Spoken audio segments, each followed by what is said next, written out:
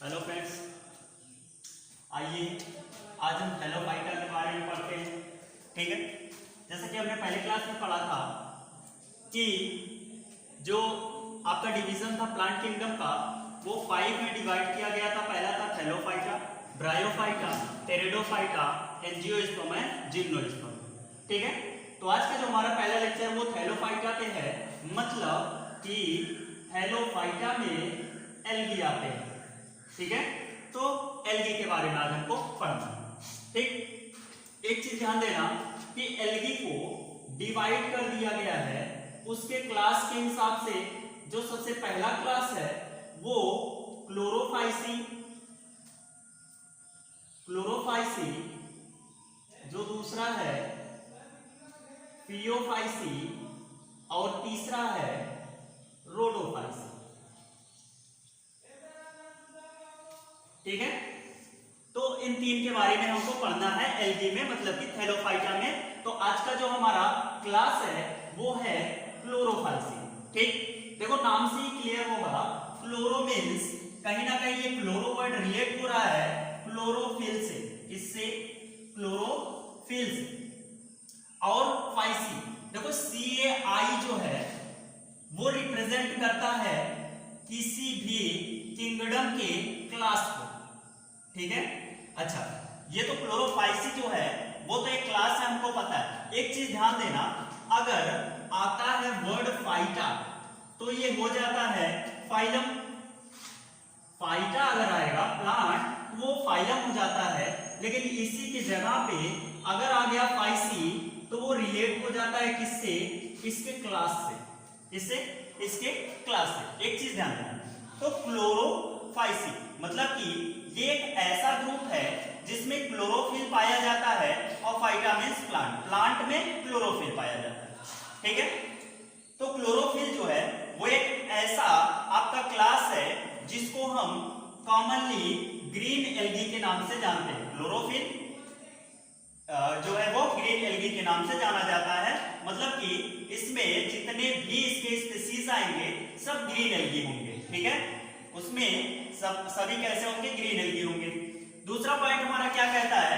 Green algae होंगे तो इसमें कोई ना कोई पिगमेंट पाया जाता होगा। ठीक है, तो पिगमेंट की बात बाद में करते हैं, देखते हैं दूसरा पॉइंट क्या है। देखो, जो क्लोरोफाइसी के मेंबर होते हैं उनकी जो प्लांट बॉडी होती है वो यूनिसेलुलर हो सकती है। ठीक है, एकल कोशिकीय हो सकती है, कॉलोनियल हो सकती है, मतलब इन द फॉर्म ऑफ कॉलोनी। ठीक है, इन द फॉर्म ऑफ कॉलोनी, जैसे कि बहुत से एल्गी ऐसे होते हैं जो कि कॉलोनी में ग्रो करते हैं। ठीक है, किससे? कॉलोनी में ग्रो करते हैं। जैसे एक एल्गी यहाँ पे तो दूसरा यहाँ पे, तीसरा यहाँ पे, चौथा यहाँ पे, तो इस तरीके से कॉलोनी में ग्रो करते हैं। ठीक, और ये कैसे हो सकते हैं? फिलामेंटस हो सकते हैं, मतलब कि सिलेंड्रिकल लाइक हो सकते हैं। जैसे कि आपका एक एग्जांपल यूलोथ्रिक्स का आएगा, वो फिलामेंटस होता है। ठीक, बात करें अगर डोमिनेंट पिगमेंट की, क्योंकि क्लोरोफिल पाया जाता है, तो फियोफाइसी एक ऐसा क्लास है जिसमें क्लोरोफिल A एंड B पाया जाता है। ठीक है, जो डोमिनेंट पिगमेंट होता है वो क्लोरोफिल A एंड B पाया जाता है।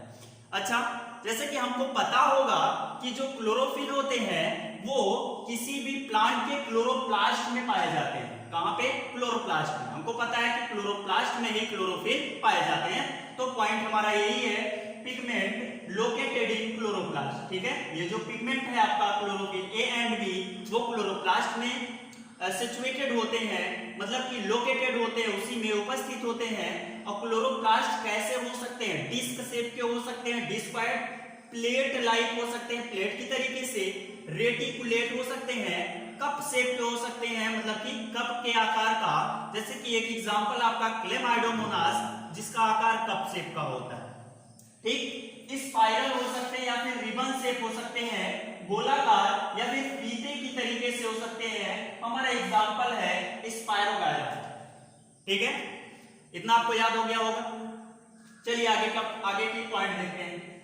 देखो, जो आगे का पॉइंट है वो स्टोरेज के बारे में। ठीक है, तो क्या लिखा है? Storage body is pyrenoid. ठीक है, जिसमें इसके फूड स्टोर होते हैं उसे हम पैरेनॉइड कहते हैं। क्या कहते हैं?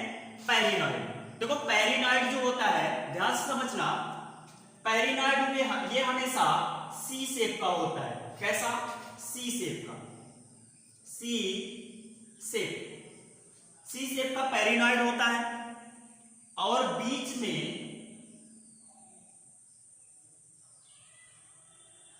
इस तरीके का आकार होता है इसका, ठीक है। तो पेरिनॉइड जो होता है किसी भी फाइलम का जो है वो फूड मटेरियल होता है। देखो क्या होता है, पेरिनॉइड सेंटर में इसके प्रोटीन होते हैं और चारों तरफ स्टार्च इकट्ठे रहते हैं, ठीक है। पेरिनॉइड मींस सेंटर में प्रोटीन और चारों तरफ स्टार्च, ठीक है। ये इसका स्टोरेज मटेरियल होता है, फूड स्टोरेज, ये स्थान होता है जहां पे फूड स्टोर होता है, ठीक है। तो नेक्स्ट पॉइंट हमारा यही है, स्टोरेज बॉडीज पेरिनॉइड हमको पता चल गया सी शेप का होता है, सी आकार का, बीच में प्रोटीन होता है और स्टार्च से घिरा होता है, ठीक है। चारों तरफ स्टार्च इसको घेरे हुए होती है। देखो पेरिनॉइड कहां स्थित होते हैं? Located in the chloroplast. Pyrenoid भी कहां होते हैं? क्लोरोप्लास्ट में उपस्थित होते हैं। और आगे क्या लिखा है? In some algae store food in the form of oil droplet, ठीक। बहुत से एल्गी ऐसे होते हैं जिनका जो फूड स्टोरेज होता है वो ऑयल ड्रॉपलेट फॉर्म में भी, ऑयल के ड्रॉपलेट के फॉर्म में भी ये स्टोर होते हैं। लेकिन ज्यादातर एल्गी में मोस्टली आप कह सकते हो कि जो फूड स्टोरेज होता है वो पेरिनॉइड में होता है, मतलब सी शेप के पेरिनॉइड में बीच में प्रोटीन और प्रोटीन को चारों तरफ से घेरे होता है स्टार्च, ठीक है। देखो इसका जो रिजिड सेल वॉल होता है, सेल वॉल जो होता है वो रिजिड होता है, मतलब कॉम्प्लेक्स होता है, मतलब आप कह सकते हो कि जटिल प्रकार का होता है। इसमें दो लेयर होते हैं, एक इनर लेयर होता है और एक आउटर लेयर होता है। इनर लेयर बना होता है सेलुलोज का और आउटर लेयर बना होता है पेक्टोज का, ठीक है। तो ये इसकी सेल वॉल होती है, इनर लेयर सेलुलोज और आउटर लेयर पेक्टोज की बनी होती है, रिजिड होती है, ठीक है। आगे देखते हैं हम रिप्रोडक्शन इसका, ठीक है। चलिए रिप्रोडक्शन की बात कर लेते हैं। देखो क्लोरोफाइसी में रिप्रोडक्शन तीन प्रकार का पाया जाता है, vegetative reproduction, asexual reproduction and sexual reproduction, ठीक है। मतलब कायिक जनन भी होता है और अलैंगिक जनन भी होता है और लैंगिक जनन भी होता है, ठीक है। जो वेजिटेटिव रिप्रोडक्शन होता है by the means of fragmentation होता है, ठीक है। कैसा? फ्रेगमेंटेशन मतलब कि विखंडन। जैसे कोई प्लांट बॉडी रहती है, ठीक है, मान लेते हैं हम एक कारा की प्लांट बॉडी है जो कि एक मैराइनल है, ठीक है। एक मैराइनल कारा जो होता है मैराइनल एल्गी है, ठीक है। अगर उसके प्लांट बॉडी की हम बात करते हैं तो ये कुछ इस तरीके से इसकी प्लांट बॉडी होती है। फ्रेगमेंटेशन क्या होता है कि एक प्रकार का डिस्टरबेंस होता है। जैसे समुद्र में, जैसे हम वेव के थ्रू अगर फ्रेगमेंटेशन करें, समुद्र में जो लहरें आती हैं तो क्या होती है, इसकी बॉडी एक फ्रेगमेंट में टूट जाती है, ठीक है, खंडित हो जाती है इस तरीके से। तो जो एक पार्ट इधर बनता है, एक पार्ट जो इधर टूटा हुआ है, वो क्या करता है, फिर से एक अलग प्रकार का, ठीक है, फिर से एक अलग प्रकार का इस तरीके से कारा बना लेता है। दूसरी बॉडी टूटती है, प्लांट बॉडी टूटती है तो एक दूसरा कारा बनता है, और तीसरी प्लांट बॉडी को टूटती है तो एक तीसरा कारा बनता है, ठीक है। तो वेजिटेटिव रिप्रोडक्शन जो होती है क्लोरोफाइसी में, तो फ्रेगमेंटेशन भी होती है, फ्रेगमेंटेशन के थ्रू भी, और स्पोर फॉर्मेशन के थ्रू भी होती है, ठीक है। जनरली क्या होता है, स्पोर जो होते हैं वो कहीं पे ओरिजिन होते हैं, कहीं पे रिप्रोड्यूस होते हैं, ठीक है, कहीं पे ग्रोथ करते हैं। तो जैसे ही वो ग्रोथ करते हैं तो एक नई प्लांट बॉडी बना लेते हैं। जैसे बात करें अगर इसके लाइफ साइकिल की, तो लाइफ साइकिल को के लिए आपको एक अलग से वीडियो में मिलेगा।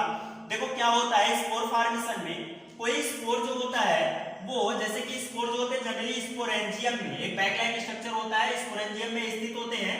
तो क्या होता है, स्पोरेंजियम डेस्सेंस होता है, फूटता है, तो स्पोर क्या होते हैं, कहीं गिर जाते हैं। गिरने के बाद क्या होते हैं, ये जो स्पोर होते हैं वो जैसे इनका मैच्योरिटी पीरियड आता है या फिर इनके थ्रू अनफेवरेबल कंडीशन से जैसे फेवरेबल कंडीशन में आते हैं, जैसे किसी स्पोर को बरसात में, ठीक है, जैसे रेनी सीजन में इसको ग्रो करना है, ये एक स्पोर है, तो इसके लिए फेवरेबल कंडीशन रेनी सीजन ही आएगी।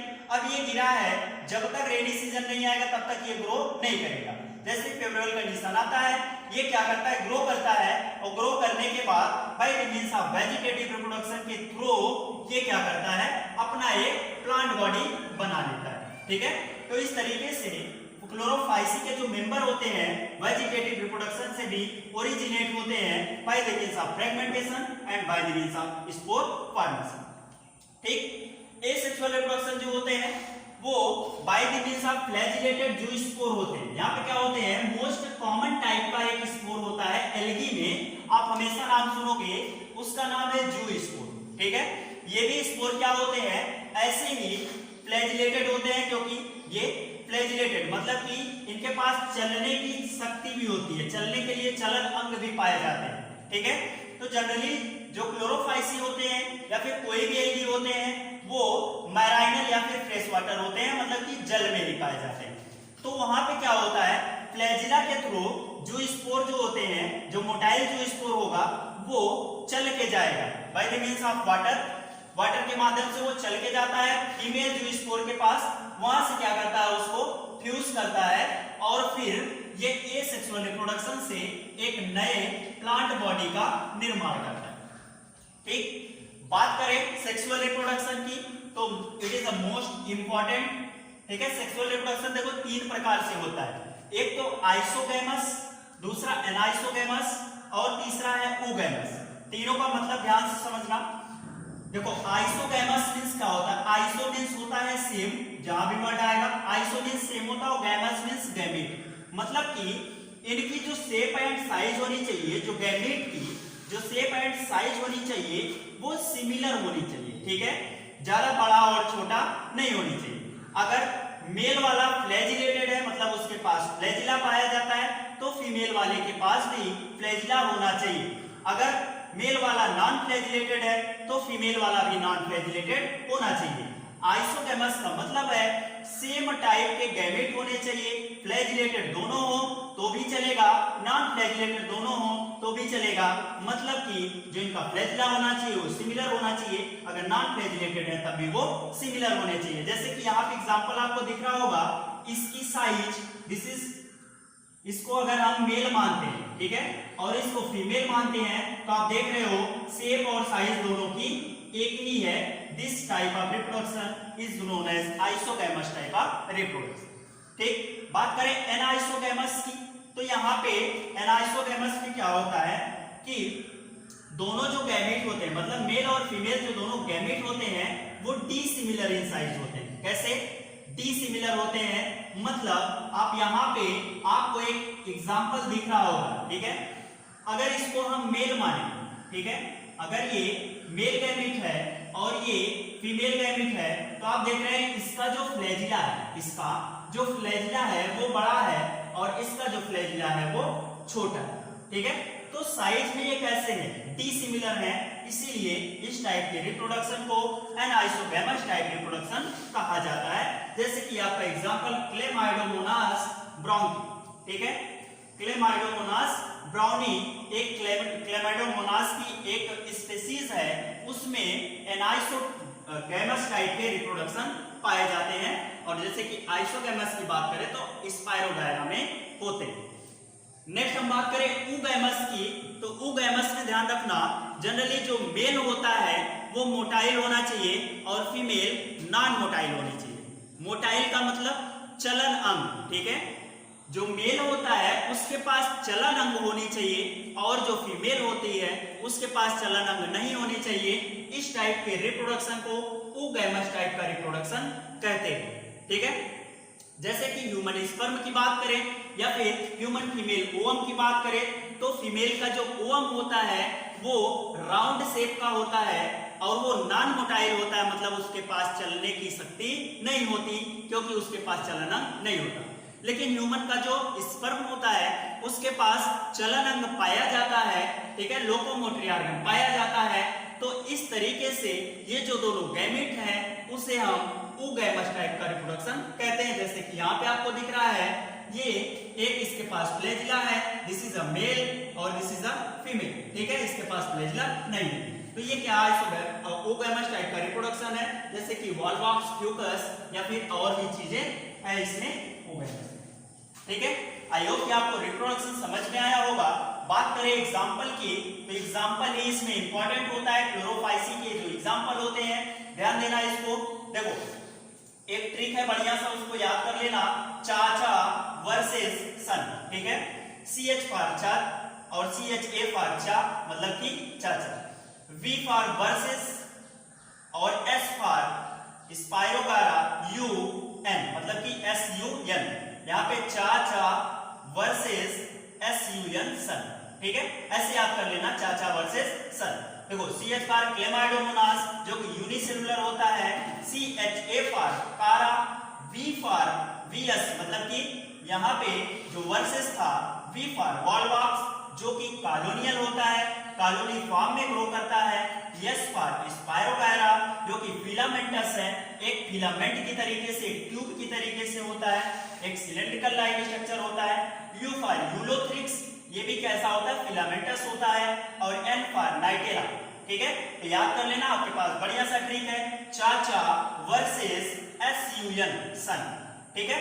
CH for Chlamydomonas, CHA for Chara, V for Volvox, S for Spirogyra, U for Ulothrix and N for Nitella, ठीक है।